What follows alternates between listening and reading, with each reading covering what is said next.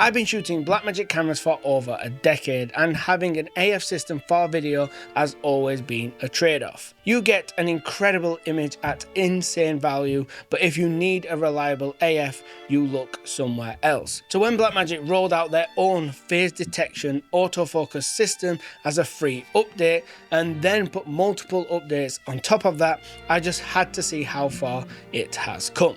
But here is the thing, this isn't just about how good the autofocus system is right now, it's about the rate of improvement and what that could mean for every Blackmagic camera moving forward. Because we have moved past the question of does this work and into a much bigger one, can Blackmagic dominate autofocus?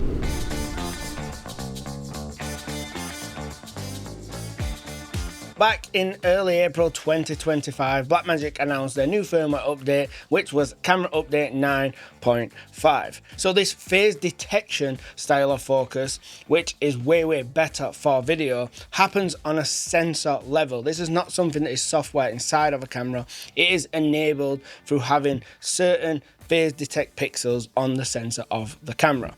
Now remember this, as it will be important a bit later. Now Blackmagic did not roll this out across their entire lineup of video cameras. In fact, they brought it to one singular camera, which is the Blackmagic Cinema Camera 6K, which makes an awful lot of sense because the sensor inside of the Blackmagic Cinema Camera 6K is rumored to be the same one we have seen in Sony and Lumix and a few other cameras, which all have phase detection autofocus. And to cut a long story short on that very first iteration, if you compared it to the likes of Sony, Lumix, Canon and their super refined versions, it was quite a way behind. But on the other hand, you could compare it to Sony, Lumix and Canon's first ever attempt at a phase detection AF system, and it was actually quite impressive. But here is the thing, none of this actually matters because Blackmagic, being Blackmagic, did not just release version 1 of their AF system and leave it for months or years and did nothing. You will notice something really interesting. If you head over to Blackmagic's support page, as the time I'm filming this video now, there are actually no updates available past that 9.5 for the Blackmagic Cinema Camera 6K. But if you head over to the Blackmagic forum, you will find a thread called Forum Special for the Cinema Camera 6K. And here's where things get very interesting. Keep in mind, it has not even been 12 months since Blackmagic announced their very first ever phase detection autofocus system, and we have seen some serious improvements. But don't take my word for it, let's check them out.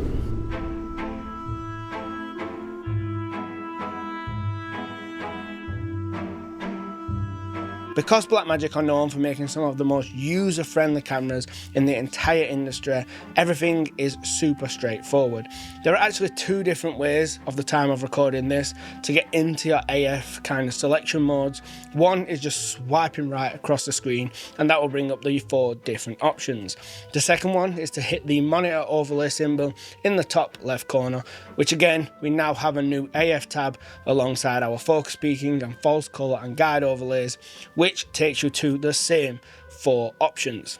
So let's go through each one of them, how they work and operate, and I will give you my real world use experience on how they actually are on this latest update that is available. The first mode is single AF. This works perfectly, it just locks on to wherever you tap once and then just stops working.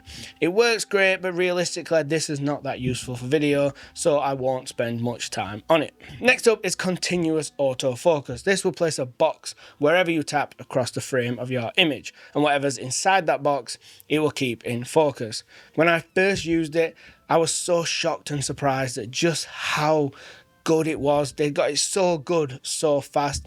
I was expecting it to be like the early days of Sony cameras where it's jittery and unconfident, but it's just not. It's really good.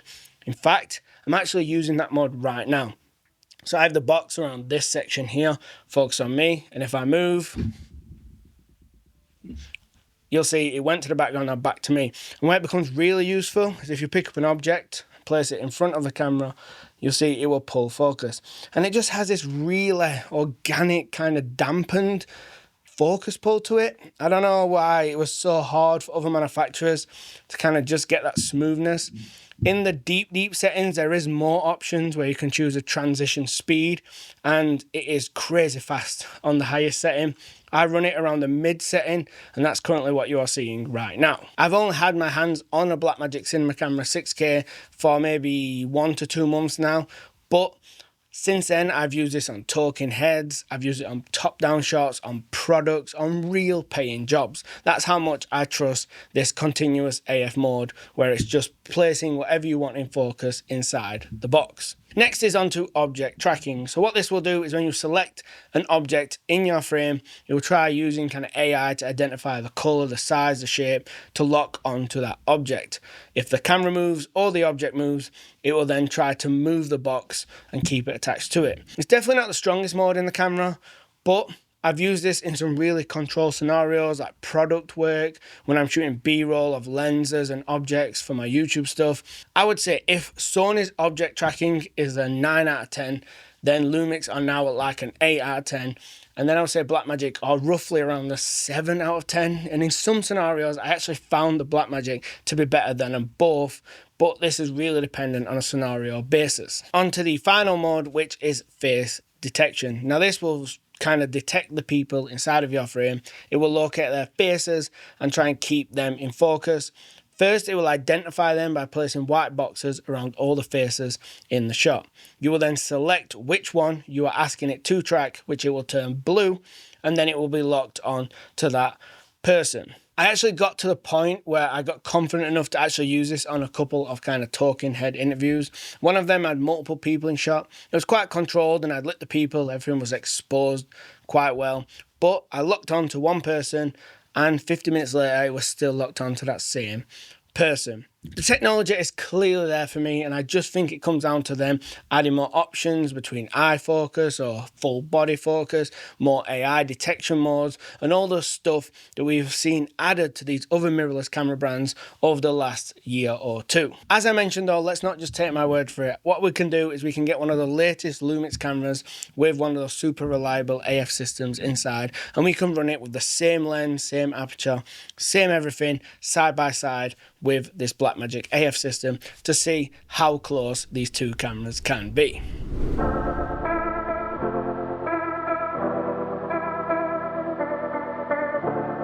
Before we jump into those side-by-side tests though, I want to really quickly, just for a second, pause, because I wanted to say this video is not sponsored by Blackmagic. In fact, this video is not sponsored by anyone. So I want to use this opportunity to tell you about something I created, which is Cine Guides. I've just released my brand new Lumix S12 video guide. From the best possible way to set up the camera for video, to how to expose, through to autofocus, for colors and different workflows. Now don't worry if you don't shoot on a Lumix S12, because that is just one part of what Cine Guides offers. Cine Guides is where I put everything I've learned from the last 17 years of dedicating my life to video and being a video creator. It covers the entire process of how to make good looking video.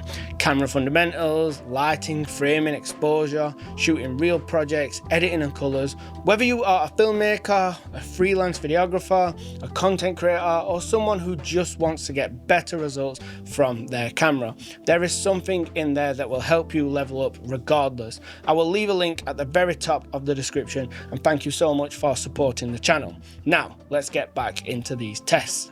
So here I've got all AF settings maxed out to their fastest settings, and it is a 24mm f2.8. And as you can see, I'd say it's very similar. As I step back in here, it's just a little bit faster at finding my face on the Lumix from round one. But as we step in again, for some reason the Blackmagic just does it much faster, and I'd say then it is pretty even. Let's make things a little more difficult. This is a Sirui lens wide open at f1.4, is a 35mm. We have a super shallow depth of field here, so both cameras are doing really impressive to keep my eyes in focus. It's worth noting now I've moved from the face tracking to the continuous tracking that I think is a stronger mode on the Blackmagic, but just how fast it regains focus when I step back in the frame is super impressive. And finally, we move on to object tracking. Here I put a bright purple lens in front of the frame and just clicked it once on both cameras. Moving it around, I think the Lumix does a better job at kind of displaying it as holding focus, But the Blackmagic, while it looks like it's lagging on the back of the monitor, it's actually keeping focus really well. There's even points where the Blackmagic shows it's red and it's not in focus, but it clearly is still in focus, which is a little bit strange. But actually watching the results and the actual captured footage from both cameras, these are really close, and I would say I find it hard to pick a winner. Before we move on to the future and the bigger picture of where all this is going, there was one thing I thought was worth mentioning inside this video, and that was lenses. And more importantly, how on some cameras there is a gap between kind of manufacturer's lenses and third-party lenses. What I noticed when using all the L-mount glass that I own on the Blackmagic and their AF system is the gap got much smaller. From my experience, when using kind of Sirui and Sigma versus Lumix's own lenses on the Lumix cameras, Lumix lenses just always perform better. They are much faster and more accurate at landing focus. But using those same lenses on this Blackmagic system, the gap just gets way smaller. I do think ever so slightly the Lumix lenses are still the most reliable and best, but the Sigma stuff and the Sirui stuff just gets way better. Personally, I think what Blackmagic have done here is insanely impressive. They didn't just update their camera with an amazing autofocus system, they did it for free, and in such a short space of time, we have already seen some serious improvements. It's worth noting that Blackmagic could have just announced and released a new Blackmagic cinema camera 6K with autofocus, or even Pixar 6K Pro, which now has an AF system, and they probably would have shifted a lot more units. But instead, they chose to service for free their older customers who have spent previous money with them on older products. And it is super refreshing. I don't believe there are many other camera manufacturers out there who would have approached this kind of decision in this way other than Blackmagic. Now remember, phase detection autofocus is a sensor level technology, meaning it feels almost guaranteed that it's going to go to the Pixar 6K because it is essentially the same internals as this Blackmagic cinema camera 6K, just in a different body. That does not guarantee that it's possible to place that in some of the other Blackmagic cameras. It is definitely not out of the realms of possibility that Blackmagic at the next NAB don't just announce it for a bunch of different cameras, as that is such a Blackmagic thing to do. And doing a little bit of research into this, I did find a couple of interviews where some reps had hinted and suggested that we may see it on the 12K sensor, and that also in the Pixars does feature an L mount. And sure, that would be a massive statement from Blackmagic, but even if it is not possible because those phase detection pixels are not in that 12K or 17K custom design sensor from Blackmagic, it still speaks massively for what is possible into the future. The fact that they don't make hybrid or photography cameras means that they don't have to service both AF in photo and AF in video. They can just make every decision and tweak based off video users. And finally, the rate of improvement of this AF system just over the last couple months should have other manufacturers really paying attention.